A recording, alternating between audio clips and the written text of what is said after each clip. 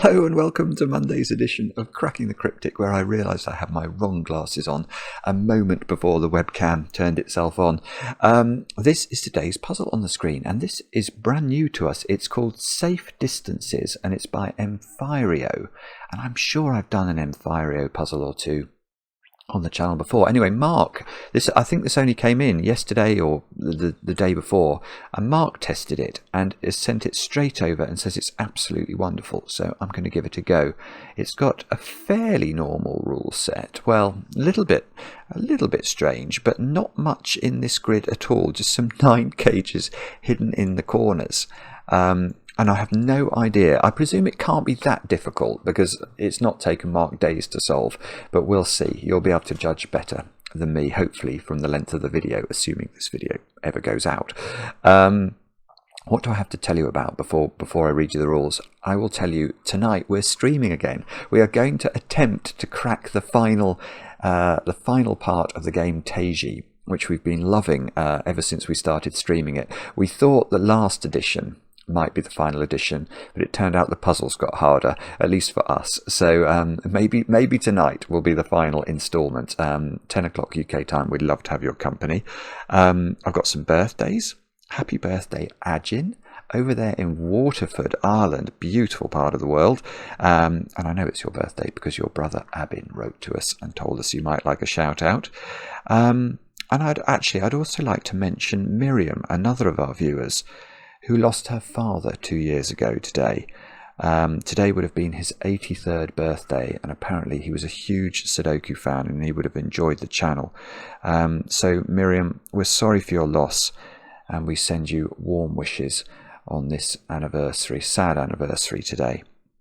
Now, on less sad matters, let's talk about Glum Hippo's Hunt, which is it's the final day today to get your entries in if you want a chance to win the Hippo plushie. And I know lots of you want to win the Hippo plushie. You need to get your answers in by the end of play today. And the following have managed to complete the whole thing. So very well done to John Garber, Chris Renahan, Rob Sommer, Nick Calderwood, Benoit Massard, Bob Courier, or Courier it could be actually, Olivier Young, Ian Denker, Mark, hang on, what have I written there? Barolak, I think, Michael D, David Carroll, Brian Borgalt, Brighton Benson, I hope the arrival of Memphis went smoothly, Brighton, and then Matt Hopkins, Stephen Chrysomalis, Merrill Jansen, Valentin Noyes, David Radke, and Drew Carlson. And I'm not going to name which of those names it was, but one of them sent it really was a lovely email where they described themselves. Sometimes on the channel I will say that, I'm the guy you don't want to speak to at the party because, you might go to sleep. And anyway, they described themselves as a me in the corner, which I thought was a lovely way of describing somebody like me, and apparently them, who always felt that they were a me in the corner. But from watching the channel, they've realised that maybe there could be someone to talk to at a party just in another corner, which I thought was a really lovely thought for the day. So that is my thought for the day. Find somebody who might be in a different corner of the party thinking they're a me in the corner. Now, that said and done, let's get on with Safe Distances by Emphyrio, and I will read you the rules of this one. Normal Sudoku rules apply. Digits in a cage must sum to the small clue in the top left corner of the cage. Well, we've only got cages that sum to 9, so those 3 digits sum to 9, as do those, and indeed those. So we do have a lot going on in the corners of this puzzle. Now we've got the clue outside the grid gives the sum of the digits along the indicated diagonal. So these 5 cells have to sum to 28. And then we've got a funny rule. We've got 2 funny rules. It says digits in orthogonally adjacent cells cannot sum to 3, 4, or 5.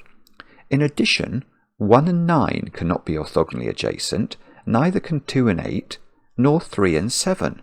So it's a weird hybrid rule. It's not quite a sort of anti-XV rule, but it's a version of that.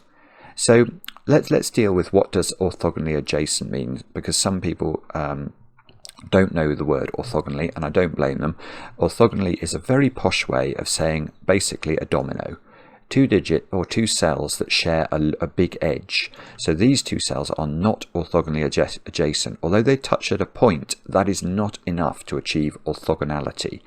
Those two are orthogonal, these two are orthogonal, etc., etc. And what we can't do in this puzzle is have two cells that make up a domino containing digits that sum to 3, 4, or 5. So we can't have 1, 2, we can't have 1, 3. We can't have 1, 4 here, but we also couldn't have 2, 3. But in addition, we couldn't have 1, 9, 2, 8, or 3, 7 in any domino.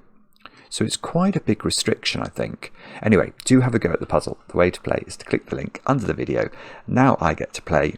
Let's get cracking. There really isn't a lot of information in here, though, is there? And as I was thinking about the so-called little killer clue, this diagonal, I noted that it was particularly useless. In the sense that the average Sudoku digit is a 5. So the anticipated value, if you like, of that 5-cell diagonal would be 25. And this is a 28 clue, so it's very close to 25. So it's going to have to be some magic with the 9 cages, I think. Now, presumably combined with this stuff about us not being able to put or create dominoes with low totals. Yeah, okay, so there is something I can say generically about a 3-cell 9 cage in a Sudoku. I've done enough Sudokus in the past to know that there are 3 ways of making 9 in 3 cells.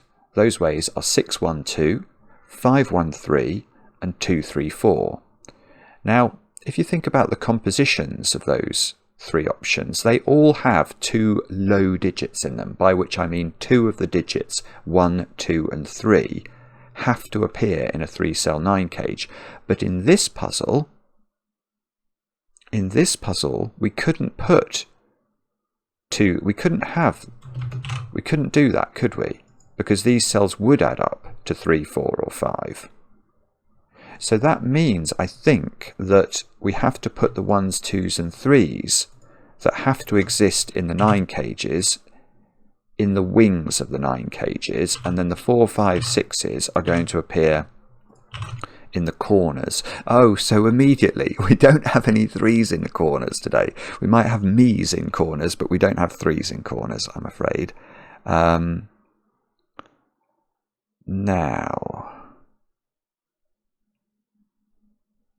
what on earth does that mean?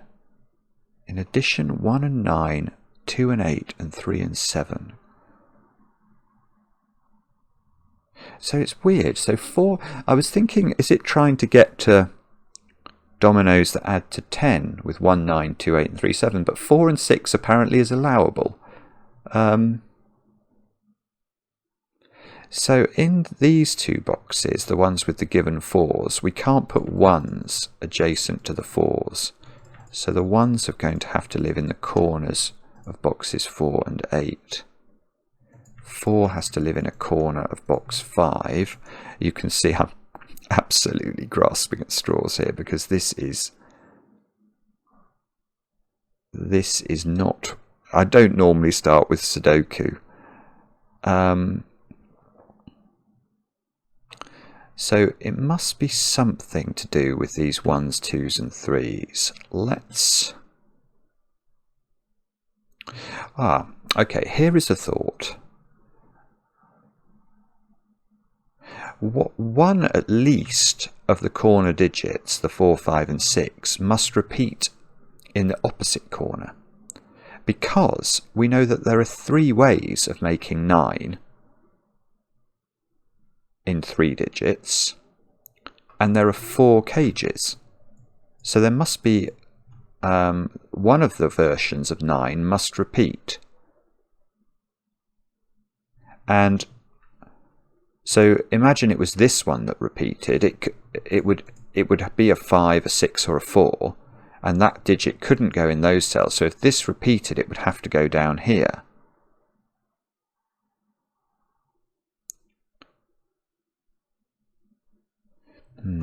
So there's some sort of restriction there. I mean, imagine that was a 6.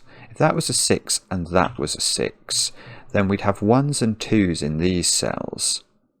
And you would have to be a bit careful about how they were aligned, because, I mean, what you couldn't have is this cell seeing a 1 and a 2 in that situation. Imagine those two digits were different. So they're each from 1 and 2, but they were different. This cell then couldn't be a 1 or a 2 and would have to be a 3, but we'd have a different 1 and 2 looking at that digit as well, which would also have to be a 3, and we get double 3 in this box. Which you couldn't, which obviously wouldn't work.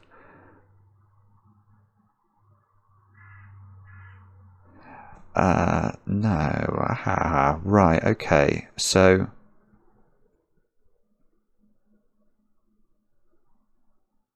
the only other thought I've got here, and it's normally a thought that I reach for when I am feeling particularly underwhelmed by the amount of information in the grid, but there is clearly something going on with Fistemafel, isn't there?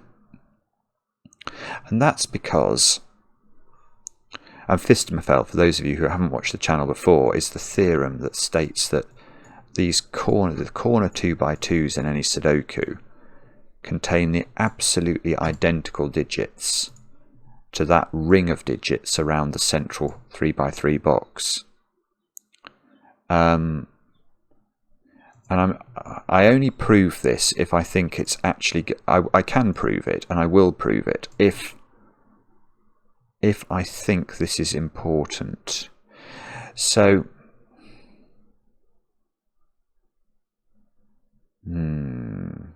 Well, yeah, it's going to allow us to speckle, isn't it? We're going to have alternation around the ring. This must be important. Okay, I am going to prove this on the basis that I can at least talk about something if I prove it. So, how do you prove that theorem? Well, the way to prove it, I have got my Scrabble bags. The way to prove it is to think about some cells in the grid. I'm going to think about these cells. Boom. Now, you might say, well, why on earth have you highlighted those blue cells? And that's a good question. And it's because I can actually tell you right now exactly what those digits are that are in the blue cells. I don't know how the digits are disposed within the blue cells, but I know precisely the total makeup of blue. And that's because that box is one set of the digits 1 to 9. If we look at the finished solution to the puzzle, obviously there will be a 1, 2, 3, 4, 5, 6, 7, 8 and 9 in this box. The same is true for this box. The same is true for that row. The same is true for that row. So altogether, we know that the blue cells are 4 sets of the digits 1 to 9, i.e. there will be 4-digit 1s, 4-digit 2s, 4-digit 3s, all the way through to 4-digit 9s in blue. Now I want to imagine, here's my blue Scrabble bag, imagine that you wrote the digits, you wrote on a Scrabble tile each of those digits. So imagine I've got 36 Scrabble tiles in here, one for each of those blue cells, and I've written on 4 of these Scrabble tiles there'll be a 1, on 4 there'll be a 2, on 4 there'll be a 3, etc. all the way through to 4 and a 9. I've got 36 in this bag, trust me. There's probably slightly less than that, but for the sake of exposition, that's what I've got in there. Now, I'm going to highlight some other cells in the grid. I'm going to highlight the whole of columns 1 and 2 and the whole of columns 8 and 9. Boom. There we go. Now, can we describe these digits and put them in my orange Scrabble bag? Well, the answer is of course we can, because a complete column of a Sudoku contains the digits 1 to 9. So the orange digits are also 4 sets of the digits 1 to 9. We know if we look at the finished grid, that's what they will contain. So imagine I wrote on 36 tiles in this bag, the digit 1 on 4 of the tiles, the digit 2 on 4 of the tiles, etc., etc. And the crucial thing to appreciate is that at this point in our exercise, my blue bag and my orange bag contain identical sets of Scrabble tiles, because they both contain 36 tiles, and in each bag there are 4-digit 1s, 4-digit 2s, etc. on the tiles. So now imagine we thought about this cell here. That's clearly in both bags. This tile here, or that cell, the digit in that cell, corresponds to a tile in both Scrabble bags, because it's in blue and it's also in orange. Now imagine I knew what that digit was. I don't have to know what that digit was to apply this logic, but let's say I know what that digit is and I take it out of both bags. Let's do that. If I did that to both bags, what would then happen? What could we then say about the bag totals? Well, we still know that the digits in both bags must be the same, because I've taken the same tile out of both bags, and I had the same tiles in the bags before I took anything out of either of them. So I can go through for any cell in this grid that has those two colours and remove the tiles from both bags. And when I've done that exercise, I'll be left with 16 tiles in my blue bag and 16 tiles in my orange bag. But because as I've been going through this exercise, I've taken the same tiles out of both bags, and at the start of the exercise I had the same composition in both bags, these tiles must still be the same. And look, that's the proof. I've got these 16 tiles left in orange, and they are the same set of digits that must be in the blue tiles as well. And that is a rather wonderful proof of something called the Fistemefel ring. Now, in this puzzle, the reason I think that that's interesting is because we can speckle the inner ring because of this funny rule about 3s, 4s and 5s. Because there are 8 cells in orange that contain low digits. Now what we can't do is put 2 of those into because we know these 8 low digits have to appear in blue somewhere, and we can't put them in adjacent cells because of the rules of the puzzle. We're going to have to space them out, which means that we're going to have to, let's speckle. We can speckle the Fistemefel ring. We've got a speckled. Well, maybe this should be the speckled ring. Although if I call the video the speckled ring, people will complain that I've spoiled the solution path. But yeah, so what we don't know is whether yellow tiles are the low digits or blue tiles are the low digits. And if I'm going to guess that it's... I don't know. I can see if it's blue, I can at least say something. Let's imagine the blue digits are the low tiles. Now, if that was true, I would have all the low digits in boxes 1, 3, 7 and 9.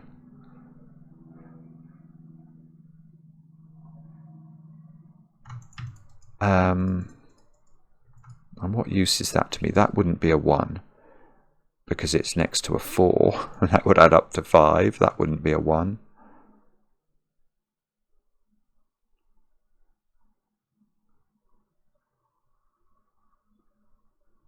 I think I would get, in that situation, I would get a 4 in the corner.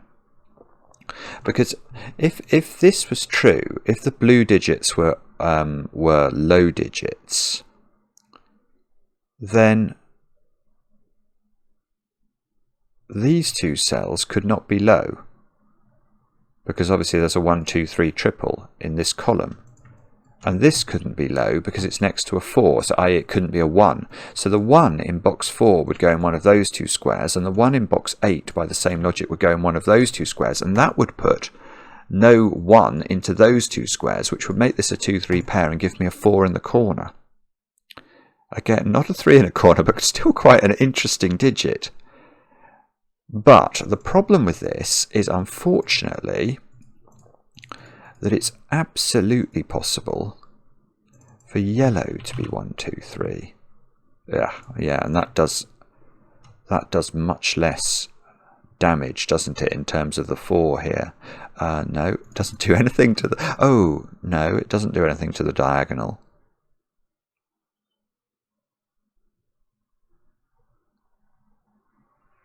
So I don't think we know. Well, I'm sure there's a way of telling, but I just don't know what it is. I don't know which way round the low digits go.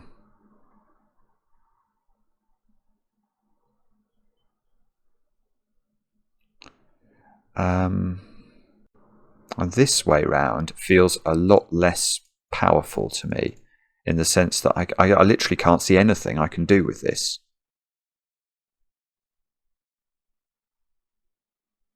Oh, in the middle... No.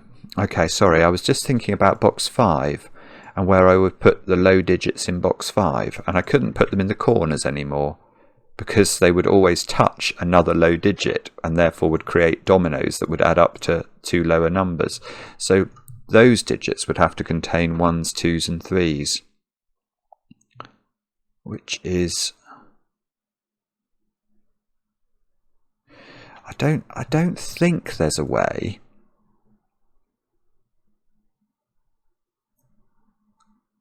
Well, is it something to do with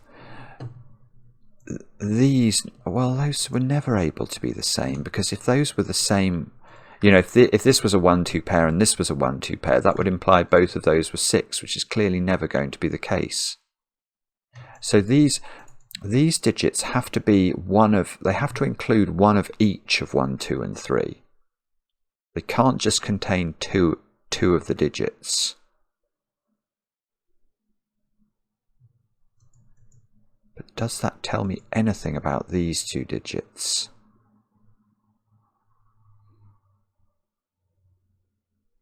One of the digits must repeat then between these 4 digits, because they can't be 4 different digits. They're only selectable from 1, 2 and 3. So whichever is the repeated digit finds a home in one of those 2 cells.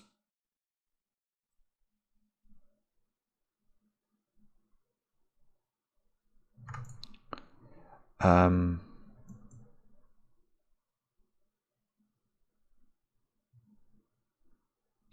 don't think that's good enough either, and I don't think it's good enough because we also, if you look at this box now and ask, when blue was 1, 2 or 3, we knew where the 1, 2, 3 were in box 1. But here, with these digits being 1, 2 and 3, we know that cell can't be 1, 2 and 3, and neither of those 3 cells can't be 1, 2 or 3, but we don't know which of these 2 cells is 1, 2 or 3. It's one of them. So it creates a triple in one direction. This is a sort of Harry Styles type triple, is it? So let me just think about this. So sorry. So what I'm thinking is, in box 1, the remaining positions that we've got left to put the 1s, 2s and 3s in, given we can't create orthogonal dominoes with 1s, 2s and 3s in them, you've got to put one in one of those 2 cells. I don't know which one it is though, but whichever one it is, let's make it that one for the sake of exposition.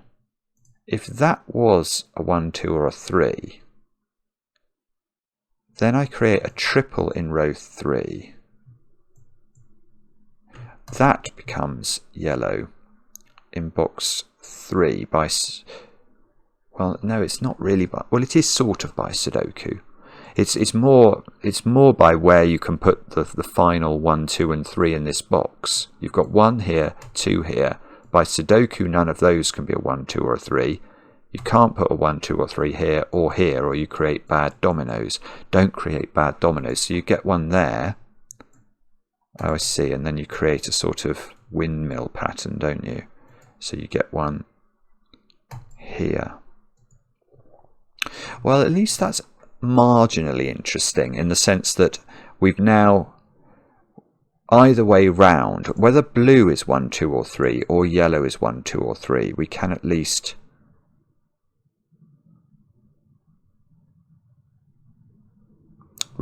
say we've learnt something about how the puzzle's going to progress.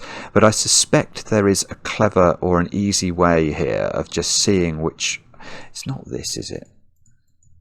That being low does nothing, I don't think. It's just not enough pressure on the 28.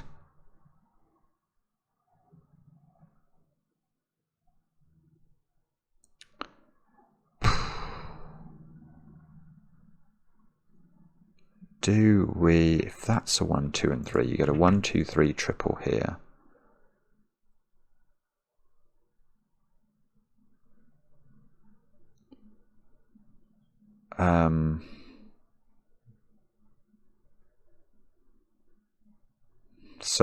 Sorry, I'm just not seeing it, am I? I can't really see what to do with this, I'm afraid. Can we... I don't even... I've got a Scooby-Doo. We could... I don't know. Is there some...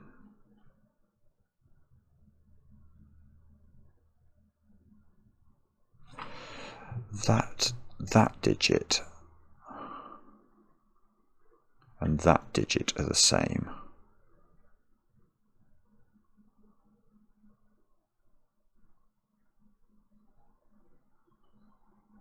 Yeah, okay, and that digit is the same. And that digit is the same.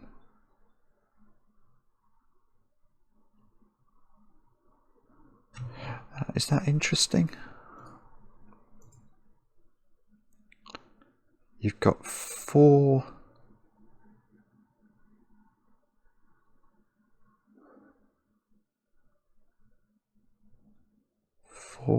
that digit.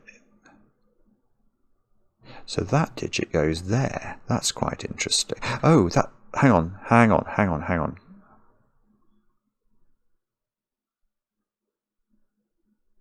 Wow. Okay. Wow. That is amazing. That is actually amazing. Right. I could have got this before. Well, no, I'm not sure I could. I could have had a good thought before, but I've just had a good thought now.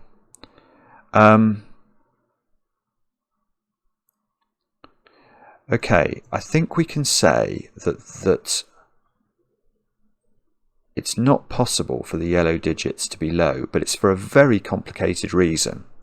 Now, what I was earlier on, I was looking at box 5, and I said that if yellow digits were low, we had to put yellow digits in this cross shape in the middle of the box, because none of those digits could be yellow without creating naughty dominoes.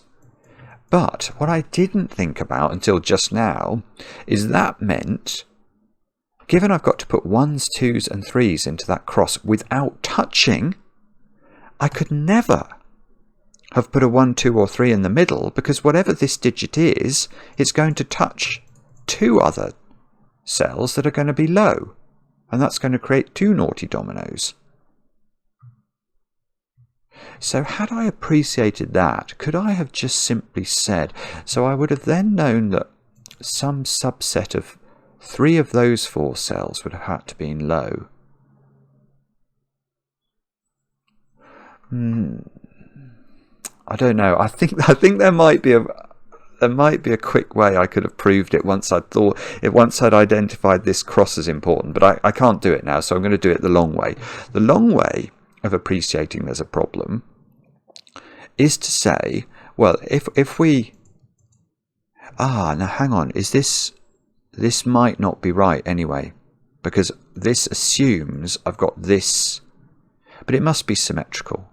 This must be symmetrical. No, it's fine. It's fine. So if we do say that the yellow cells are low, then in box 1 we had 2 possible positions for yellow cells, here or here. Now I just said let's imagine it's here.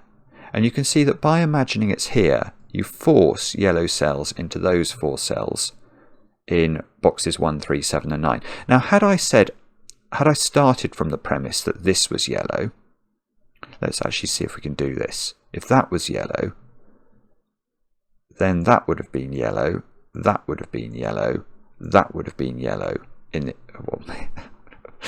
well, if you see what I mean. I know that I've just done the yellow cells in purple, but that's how the wheel would have looked.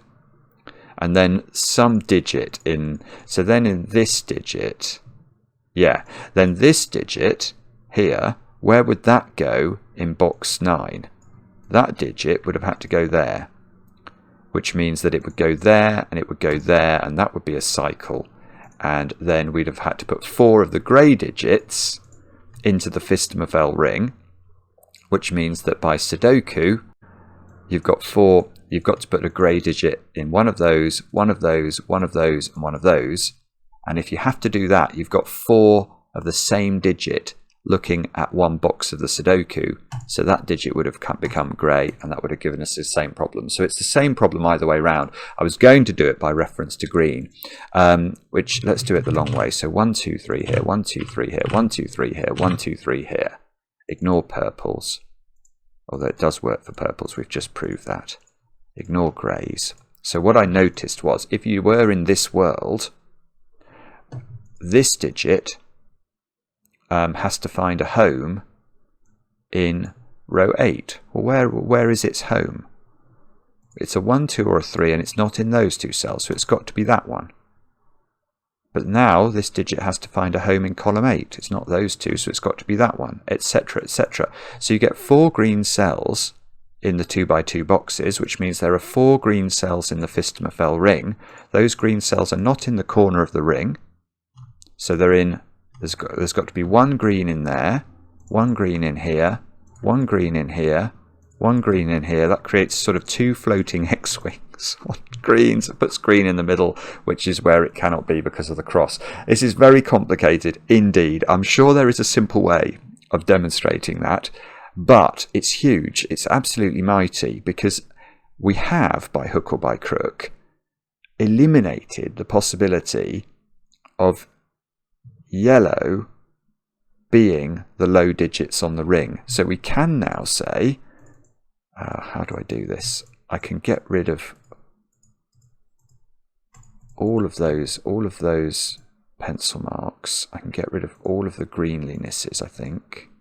Get rid of the greenlinesses here. Get rid of the windmill there. And finally, label the blue cells as 1s, 2s and 3s, like this. And now we are in very interesting territory, because we're going to get this digit, because this 1, 2, 3 triple rules 1s out from these squares. This 1, 3, 2, 3 triple rules 1s out from those squares. These 2 squares can't be 1s, or they'd create naughty dominoes with the 4s. So now, so now 1 in this box is in one of those, 1 in this box is in one of those.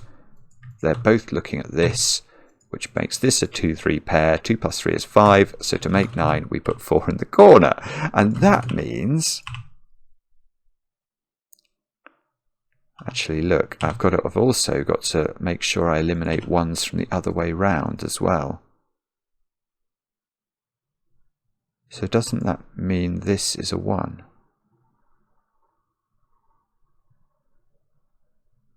Yeah, it does. Once you get 4 in the corner, both of these versions of 9 cages now have to have 1 in their cage, because the only 9 cage that doesn't have a 1 in it is the 2, 3, 4 cage, which neither of these can now be, because they can't have 4 as their middle digit. So they both have to have 1 in, and we can place both. Oh, so this is the one that gets duplicated. This is brilliant. It's absolutely brilliant. So now this becomes a 2, 3 pair by Sudoku. That puts 4 here. So these 2 are the repeated. That's the repeated 9 cage. Now, can those 2 repeat? So is it possible to say that both of those are 6? No, it's not, is it? Because yeah, if you colour the 2s and 3s, it doesn't work. Yeah, the way to see this, let's just colour this one. If we colour this one in purple, you can see that that's got to now be purple. Let's make that one green. So that one's now got to be green because it sees purple. This one's got to be green. That one's got to be purple. Oh, this is a 1. I've got a 2, 3 pair. Sorry, that was totally obvious. Didn't see it. That's going to be the same there by symmetry. Yes, okay. There's now probably all sorts of symmetrical considerations going on. That's got to be green. So that's got to be purple. That's got to be purple. That's got to be green. That's got to be green. That's got to be purple. I've got a purple on the 28 diagonal. I've got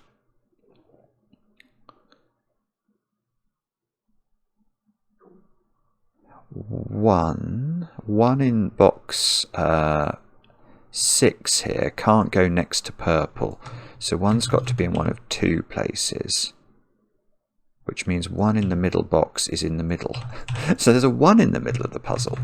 Is that a worry? No, it's okay, isn't it? So all I'm thinking here is I'm asking where 1 goes in row 5. And you can see it can't go there. It can't go here by Sudoku. It can't go next to a low digit without creating a naughty domino. So it's got to go there. Which means 1 in box 2 is in one of 2 places. Okay, so we get... So I've got 5 1s in the puzzle in the sort of... in the X boxes, but I don't know where they go in boxes 2, 4, 6 and 8. Right. 4. I can place 4 in box 1 by Sudoku. Well, sort of Sudoku. You can't put 4 next to the 1 without creating a naughty domino. So now... Oh, well... No, that's fine. Look, I can do exactly the same here. Don't make naughty dominoes, Simon. That would be a naughty domino. Oh, this is huge. So now I get 4 there. I've got a 4 in one of these 2 cells. Oh, look. Oh, I've got to pay attention to symmetry. 4, 4. Can't put 4 next to 1. So this is a 4. Can't put 4 next to 1. That's a 4. That's a 4. That's weird. That's weird. So all the 4s get positioned. Oh, and I can't put 4 next to 1 here. So this is not a 1. That's a 1. So that's a 1 by Sudoku. Is that? Oh, it does. Look, 4 and 1 would be a naughty domino again. 1, 1. I've done all the 1s. I've done all the 4s out of absolutely nowhere. Oh no, I still haven't done very well on this diagonal. And I've got 4 spots in orange that have to correspond to 4 of the... Oh no, okay, I was just thinking I had 2 4s on the Fistemafel ring now, but they're corresponding, look, to those 2 4s. And that's all the 4s that we're going to find on the ring.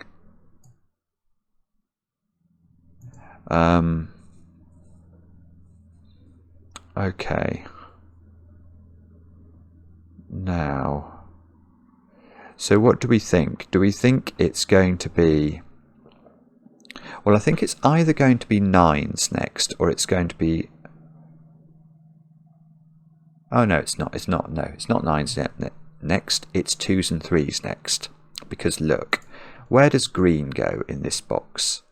Well, by Sudoku, it's in one of those 2 cells, and it can't be next to a 1 without creating a naughty domino. Don't create any naughty dominoes. That doesn't... Oh, no, it does. I was about to say it doesn't quite work quite as well in box 6, but it absolutely does. You can't put 1 next to this 1, or you get a naughty domino. So you can't put the 2 or the 3 next to the 1 without making a naughty domino. So that's now a 2 or a 3.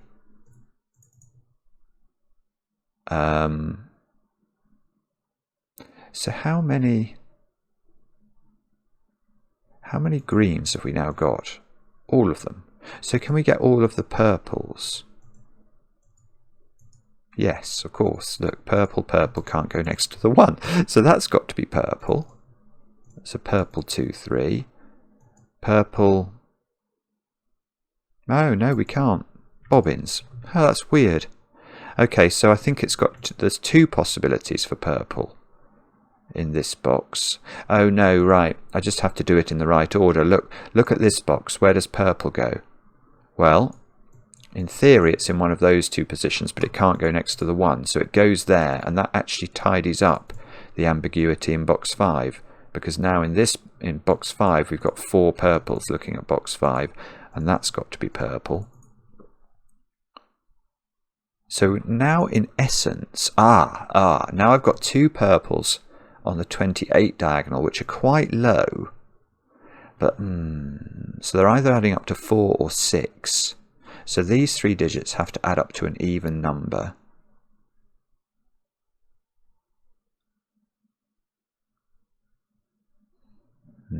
Don't think I can do anything with that. 9 in box 5, where does it go? It can't go next to 1, remember. That is a rule I've remembered. So there we go. We can put 9 in here. Now,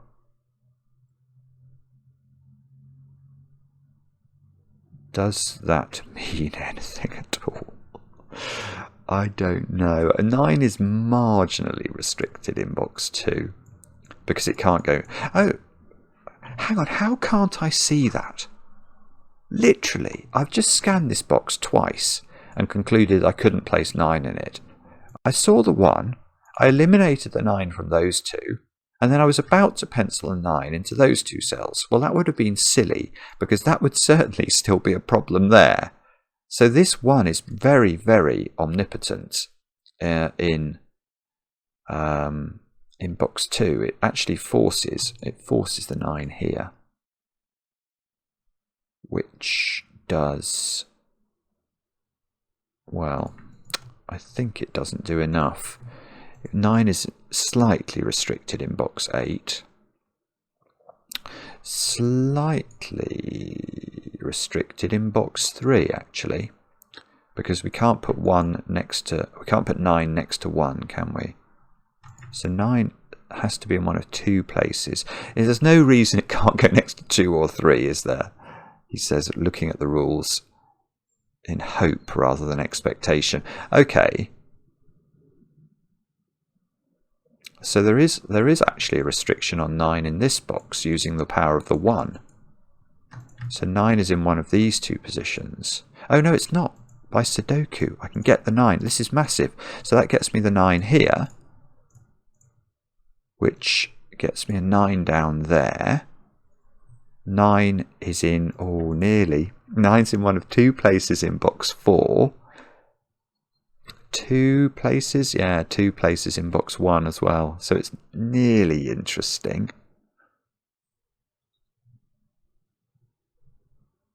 Oh, no. Right. Okay. Had I started this journey in a different place, I would have got to the end of my journey more quickly. Where does 1 go in box 7? Oh, I didn't notice what these 1s were doing, but look, they pinch those from being 9s. So 9 can just be placed. 9 is there, which gives us 9 here, 9 here. Ah, it's beautiful. It really is. Oh, this is so... It's so elegant. It really is. That's just all the 9s done in a flurry of 9-age.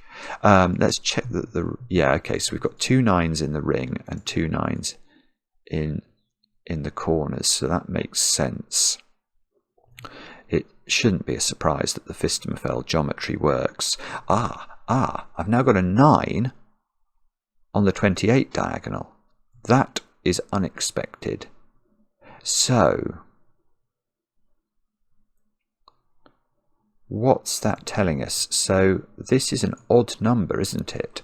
And didn't we say I needed those 3 to be even? Yes, I did. So there's exactly 1 odd number. So these 2 digits are different. That's quite interesting. These 2 digits here. So let's label that up. Try and keep track of that. We'll make this. I'll use A for this one and B for this one. because one of them needs to be odd and the other needs to be even. They have different parity.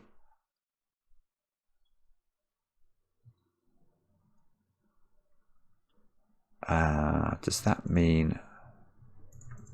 So B is in one of those positions.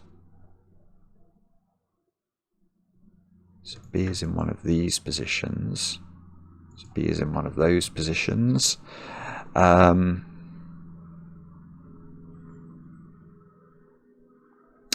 Is there something numerical we can do here? If these are low, if they're 4 plus 9 is 13. I need... Oh, yeah, okay, that's interesting. So if these are 2s, these two cells add up to 15, but can neither of them can be a 9. So they'd have to be a 7-8 pair. Now that... Isn't that going to be a problem? I'm just thinking that if A and B are 7s and 8s, they're each going to have to be careful about where they go. Well, whatever this was would add up to 10 with green, because it couldn't add up to 10 with purple without that being a naughty domino. So those two cells would add up to 10.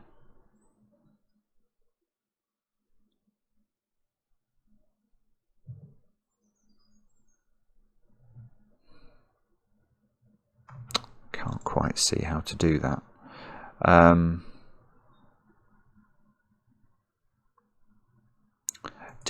Is it true to say, do we think that 3, 4, 5, 6, 7 and 8 are the digits we've not placed? 5, 6, 7 and 8. We know that because green and purple are different, we know that the 5s and 6s in the corner are different.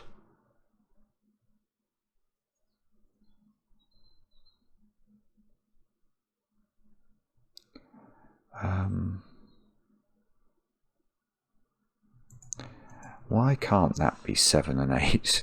Alright, let's try it the other way. If that's double 3 and 9 is 15, these would add up to 13 without using 9, so they'd be 6, 7 or 5, 8.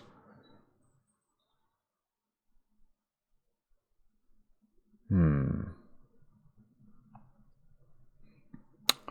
don't know. I think we might have a big colouring exercise to do here, because I fear that what we now have to do is to sort of say,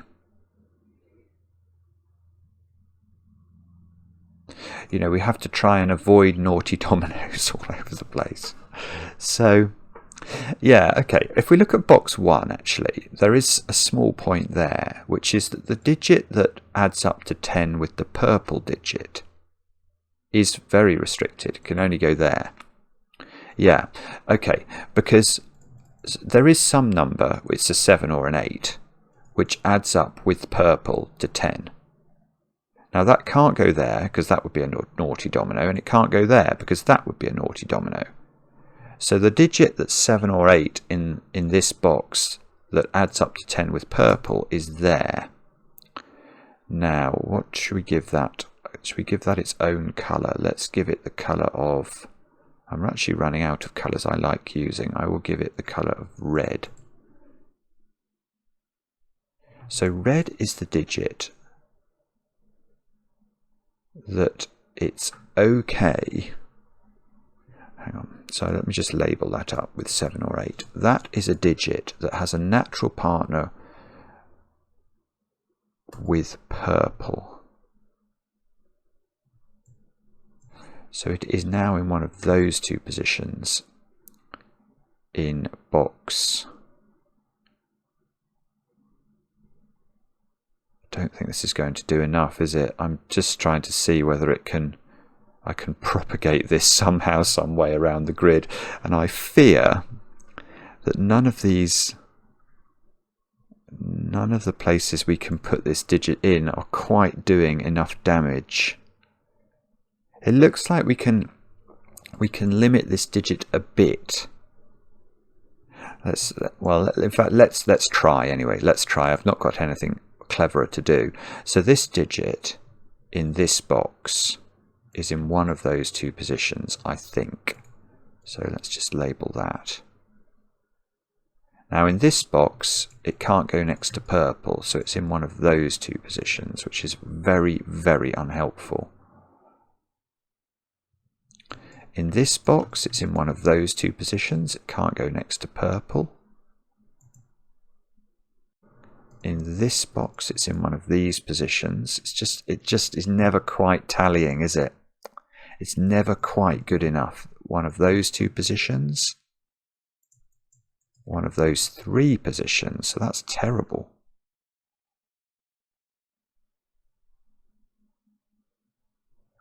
What about this box?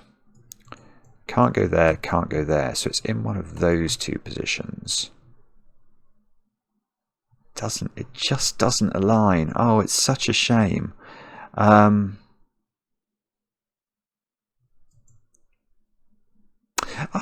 hang on. No, in box 7, where does it go? It can't go next to purple, and by sudoku, it doesn't go there. So it's actually in one of those two cells, so that's not purple. That means this cell, B, oh, this is it. No, it's not it. Well, it might be it. B is now a 7 or an 8. So we now know that if these are 2s, that is a 7 or an 8.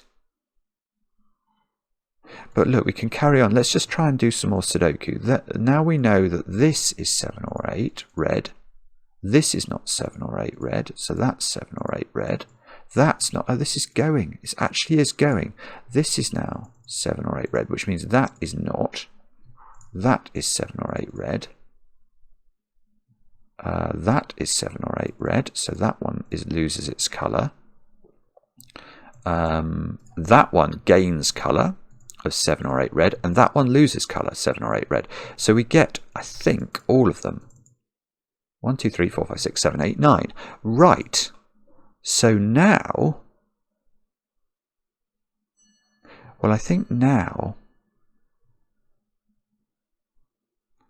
we know this digit is either a 5 or a 6, don't we?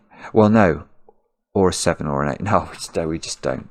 I was just thinking if these were 3s now, and we need those to add up to 13, well, that's 5 or 6. But if these are double 2, then we need 7 or 8. So this hasn't been whittled down at all. It's still 5, 6, 7, or 8. Right, but let's see. Can we now do anything with our green digits? No, the green digits are hopeless. Well, except in that box, they're not hopeless. Okay, let's start down here. Where does the digit that adds up to 10 with green go in this box? Well, it's not that, because that's too small, so it goes there. So this is another digit that we need to pay attention to. We'll make this digit, well, what will we make it? Grey? Is that reasonable? I don't think I've used grey yet. Right, so that's grey, and it is the digit that goes with green. So grey is in one of those two cells. Oh, please, please, please be kind. Please, puzzle, be kind. Yeah, okay. So where does grey go in box 8? By sudoku, it's in one of those two cells, and it can't go next to green. So we do actually get it in box 8, which means we nearly get it. No, we get it in box 5. It can't go next to green. We get it in box 5. Aha! So now, perfect. We've done it. We've done it. So now grey by sudoku goes on A. So grey and A are the same, but we know that grey is a 7 or an 8. So we now know things about the world, because this is now a 7-8 pair. Added up with 9 gives us 24, which means these two squares have to add up to 4. So they have to be double 2. So now all of a sudden, we're home and host. We're going to get loads of digits done. We know purple is 2. We know that all of the greens become 3. I don't dare do the double clicking because I've got everything flashed and it'll all go wrong. So now we know that can't be 7. So red is 8. We can fill in all of those. grey must be 7. We can start to fill in those, but we don't quite know what's going on yet. Yeah, we do here. We can't make a 3-7 naughty domino. So 7, 7 go into the grid. 7 comes up here. Oh, I've just seen what's going on in box 1 as well. I can use mathematics in a minute. That's a 7 by colouring. So these are a 7. One of no, 7, 7 all go into the grid. That loses its greyification. 7s all gain greyification. 1, 2, 3, 4, 5, 6, 7, 8, 9. That loses greyification. And what's better is, look, 1 plus 3 plus something equals 9. Well, that's got to be 5. And doesn't that, yes, and that's 6, 1 plus 2. So that's 6 by sudoku. Oh, it's 5s and 6s is all we're left with. We're just going to be able to fill them in. Yeah, we literally can just fill them in. We've got 2 blobs, haven't we, in each box, and we can just go through and fill in the blobs. And hopefully, if we don't mess this up, we will have finished a spectacular puzzle. Let's click tick. Yes. That is brilliant. That is absolutely brilliant. That was hard, though, I think. I found it very difficult indeed to work out how the Fistmfell ring, you know, which were the low digits on it. I think there was a clever way of doing that, and I found a beautiful way, but it was very complicated. But this is a fabulous idea, isn't it? Just this little thing about not being able to have naughty dominoes, and the way that the digits could then be sort of located. It was magical. It had a quality of sort of magic about it. I loved the speckling of the ring. That was amazing. It was very clever that you could then work out where the low digits were. Now, what did we do after that? We found, oh yes, we managed to get a 4 in the corner, and then I think we got some 4s and some 1s, and then it was very much about colouring the 2s and 3s. But right up to the end, I mean, imagine you were setting this puzzle. You've got to select this clue to do the final work, and it's just a very, very sharp selection from a constructor, because it's beautiful. The fact that you can pinpoint the 7s and 8s from the sort of negative, you know, not having naughty dominoes effect, and then you can force those digits onto that diagonal, and it disambiguates everything. It's a very clever setting indeed. It's a wonderful puzzle, absolutely wonderful. Emphyrio, take a bow, and Mark, you can take a bow as well, because I think you made the right decision in asking me to do this today, and hopefully we'll see some of you a bit later for Teji. Thanks for watching. Let me know in the comments how you got on with the puzzle. I enjoy the comments, especially when they're kind, and we'll be back later with another edition of Cracking the Cryptic.